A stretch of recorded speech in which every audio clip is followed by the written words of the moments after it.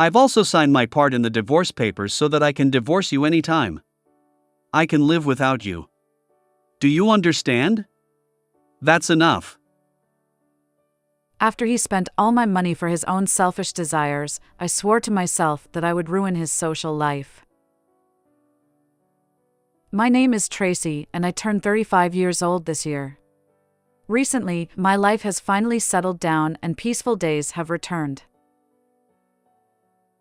It all started when I became friends with a certain person I worked with at the same company. That person was Kevin, who later became my husband. Kevin and I were close enough to drink together even after everyone else had left the company drinking party. That day, too, after the company drinking party was over, the two of us were having an after party and we asked each other who we like. We got excited talking about things like that, and by the time we realized it, the last train had already gone. By the way, I was interested in him at the time, and he had apparently been interested in me for a long time, so we disappeared into the night town together since there was no last train available. We spent the night together and started dating. I had just turned 30 at the time and was thinking that I wanted to get married soon. So I said to him, "It is me being selfish, but if we're going to date at this age, please date me with marriage in mind."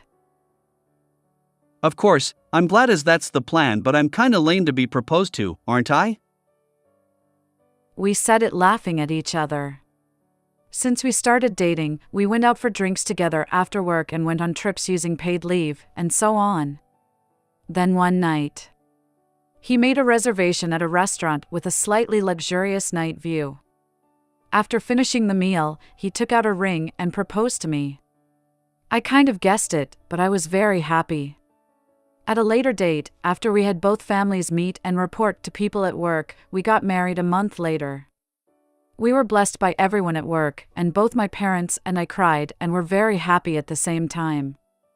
After we got married, we rented the house and lived there together, but my parents suggested that they would support us in having a brand new house built. When I asked where the money came from, they said that they had been saving money for me since I was a child for the future. Then they apparently had planned to use that money for the house to be built when I got married. I also wanted my own house in the future, so I was very happy. From then on, I carefully chose the interior and exterior so that I wouldn't regret it, and when I made up my mind, I asked my parents to get it done. Then, 2 years after Kevin and I got married, he told me, I want to quit my job and start my own business. What do you think about it, Tracy? This is not just my problem. I'm not going to quit my job, but if you want to start your own business, I'll support you, and of course I'll help because we are a couple. I was a little anxious about it, but he said we could live with the in-laws if we became unable to make a living. Then, as he had my permission and the peace of mind of being able to live with his parents, he soon quit his job and became foreign capital self-employed. After he started his own business, he made a profit in the first year, but as the second and third years went on, his business started to be in the red. Then after all, we couldn't cover our living expenses with just my income, so I made a suggestion to him. We should ask my parents to get a new house built because we cannot make ends meet with your income and my income, I'm sorry, but then we won't have to pay rent. I've already decided on the interior to a certain extent. It will take 1 to 3 months until the house is built if I ask them now, but in the meantime, you see, your mom told us before that we could go back to their house, so why don't you talk to them? However, he wasn't willing to do that, saying, I've been thinking about asking for a new house for a long time. But it's not a good idea to go back to their house, because I'm the one who decided to start my own business and I can't just go back there so openly. Besides, my sister is apparently at their house now. I was disgusted that he still couldn't let go of his vanity during a situation like this. I mean, he easily said yes to the new house, though. Then the next day, for some reason, he was a complete change from yesterday and began to talk like this. We're going to live at my parents' house from this weekend, so we'll have to pack our stuff and make an arrangement to leave this house. It was so out of the blue, so I asked him what happened. Then he apparently called his mom after I went to bed to see if we could move in with them for a while. Then she allowed us, apparently. So I also asked my parents about the new house, and we prepared to move in with my in-law. From what my husband told me, they said they would welcome us generously, so I decided to take their word for it until the new house was built. At the time, I had no idea that this was the beginning of hell. After completing the procedure to cancel the contract for the current house, we headed to my in-laws' house. However, when we arrived at their house, the situation was strange. My husband said they would welcome us generously, but I felt they had a different vibe. For some reason, my mother-in-law and sister-in-law were staring at us. I felt a bit uneasy and asked them both, did I do something wrong? Is it still bothering you? Then they gave me a cold shoulder. It was a short time, but a new life began in an awkward tension. Living with my in-law was really tough. I was hated by my mother-in-law and sister-in-law, and they said something sarcastic every time something happened. When I was relaxing at home on my day off, my mother-in-law said, "You were able to make a living thanks to my son's earnings, but you are really laid back, aren't you?" What are you talking about, Mom? I earn more than Kevin. Then my mother-in-law and sister-in-law said, "Why do you tell a lie like that? He said that you guys don't have enough money because of you." "How can you tell such a lie? I don't think you can complain, and you're lucky enough that we let you stay here." They somehow thought that I don't have money, so I asked my husband why they think that way. Apparently, he said to them, "We can't make ends meet as Tracy earns less. I'm trying hard, but I can't do it anymore." This explains why the two of them stared at me when I arrived at their house. I asked him why he told them such a lie. "Look, I didn't want to worry my mom and sis, and it would be lame to tell them that I failed when I decided to run my own business on my own, wouldn't it?" What the heck? I understand he doesn't want to make them worry, but his excuse of saying it's lame doesn't make sense. My mother-in-law and sister-in-law apparently think that all the living expenses we pay to them now also come out of my husband's wallets. So it all makes sense that they are sarcastic and keep away from me when I am at home relaxing. They also have heard that the new house will be built with his money apparently, and they are ready to move in together when it's built. I don't understand this either. My parents are the ones who are paying for the new house. I was getting more and more confused, which drove me crazy. Neither of them has any money, as their mother-in-law retired and is now living on a pension, and their sister-in-law is an absolute NEET after she quit her job. So they put the bite on me as they think he has money. "Tracy, I heard that you are in charge of his money. I'm going out with friends soon. Can you lend me $337? It's impossible for me to suddenly lend you $337. You're so stingy, aren't you?" Then my sister-in-law joined, saying, "Yeah, she is. You're being fed by Kevin, aren't you?" It's all the money I earned, so why do I have to be told this? I couldn't stand it from the bottom of my heart. Then my husband joined the conversation and said, "It's my money, so don't be stingy, okay? It's not a problem at all, Mom." "Really? Thanks as usual. When compared to that, you don't know how to relax, do you, Tracy?" "Kevin, don't you have any for your sister? I want to buy something too, and want about $205. Okay. You have $205 in your wallet, don't you, Tracy? Give it to her quickly." As vain as ever, he forced me to hand them over. On top of that, it seems he can't stop lying anymore, saying, "You're living a luxurious life like this thanks to me." I couldn't take it anymore, so I had a chat with him. Stop showing off.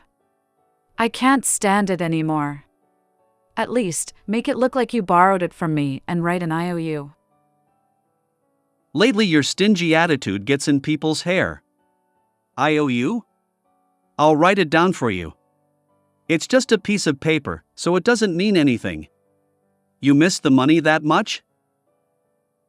Don't say things that don't make sense, like miss money. How much of my salary do you think you've spent? What? If you're going to go that far, do you want a divorce? I've even signed my part of the papers so that I can divorce you at any time. I can live without you. Do you understand? That's enough? Look, I wrote you an IOU. You're making too much fuss just because I spent only $3,375 of your bonus. When he said this, he threw the IOU at me, showing divorce papers, as if to say it was my fault. He doesn't show any signs of remorse at all. He said only $3,375, but we've only been at my in-laws for about a month. They spent my summer bonus. I could have just divorced him, but I decided to stay. Because my mother-in-law and sister-in-law still think I've been able to live on my husband's money. I wanted them to go to hell after showing the reality of the fact that my husband is spending my money as if it was his own. Then I started preparing for my revenge. First, I looked for the divorce papers that my husband had signed. Surprisingly, I found it easily. I signed my part and registered it to the city council and sneakily completed the divorce. Next, I told my husband that the new house would be completed soon and made him start preparing to move into the new house. The completion date I gave him at that time was of course a lie. It's already finished. My mother-in-law and sister-in-law seemed to be very happy with the new house. I tried my best to hold my laughter back when I saw my husband with a smug look, as if to say it was all thanks to him. He didn't even know that I was already divorced from him. I can't wait to see what kind of expressions those three jerks will have on their faces to accept this reality later on. I asked my father to put the house under his name, because if it was built under my name, it would be a problem with property division when I got divorced. My father informed me that the new house was completed, so I gradually moved my belongings into the new house. After I finished moving the last of them, I left my in-laws' house without saying a word. The new house is very comfortable, and both the interior and exterior are perfect as expected. I got so excited and spent the whole day inside the house while thinking that the smell of a new house is really nice. Then I received a phone call from my ex-husband at night. Hey, whereabouts are you now? Why do I have to tell you that? Don't be ridiculous. There's no your stuff left, like your bank book or anything. That's my stuff, so it's none of your business. You should thank me for the divorce papers you had signed, because I signed them and registered. That's about it. We're no longer related as we're divorced. Bye now. Hey, what do you mean? I don't accept that. Hey. I hung up while listening to his voice. I rejected the call from him because he kept ringing. Then I slept well in my new home that day. Since then, life in the new house was very comfortable, and I've been having fresh and pleasant mornings every day. I was grateful that my parents had saved money for me and helped me with that whole mess, so I invited them to my house for a party that day. My mother and I cooked together in the built-in kitchen. When the food was ready and the three of us were just about to make a toast, the intercom rang. I can guess who has come. When I looked at the intercom image, it was a trio of my ex-husband, ex-mother-in-law, and ex-sister-in-law. How did you find this place? You didn't answer the phone, so I followed you after work and found that your new house is all ready. From today onwards, we'll be living here together. Anyway, unlock the door. Then, my ex-mother-in-law showed up. Listen. This house was built with Kevin's money. It doesn't belong to you. You're even a wife who has no money. You should stop doing this. Now unlock the door quickly. Well, I'll now let you know, first of all, the money I was giving you guys was money I earned. That idiot over there was trying to show off and saying, thanks to him, but it was all my money. I have the proof here as an IOU. Besides, I'm already divorced, so we're no longer related. Then, my ex-husband turned up with a smug look. Hey, I'll admit that we're divorced. And I'll admit that you paid for all the money so far, including the money for this house. But you know what? This house was built with your money during the marriage. So when we get divorced, I get half of the money you paid to build this house as part of the property division. If you don't want to leave this house, pay it off now. I guess you tried to trick me, but think before you act. Well, this house is under my parents' name, and it was built with their money. I don't know what made you come across that idea, but the house built with their money won't be reflected in the property division when I divorce. Don't you know that? And thank you for admitting everything with a smug look. Now I'm going to hire a lawyer and claim the IOU and also all my money you've spent without permission. Then, my ex-husband fell to his knees on the spot, voiceless. After that, my ex-husband, ex-mother-in-law, and ex-sister-in-law became discouraged, making a fuss outside, so I called the police, explained the situation, and had them taken away before it became a nuisance to the neighborhood. As all the evidence was available on the intercom with a recording, I wasn't interviewed in detail and wasn't asked to come to the police station, so I went back inside the house to carry on the party.